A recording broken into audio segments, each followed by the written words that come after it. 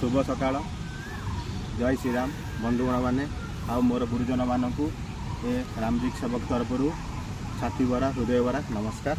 बंधुगण मुझे गोटे कथा कहवाक चाहूली कि मनीष सब निजस्व गोटे भल व्यक्ति हवा दरकार, निजर ओजन रहा दरकार। द्वितीय जिनसा क्या प्रति ईर्षापण न हवा दरकार।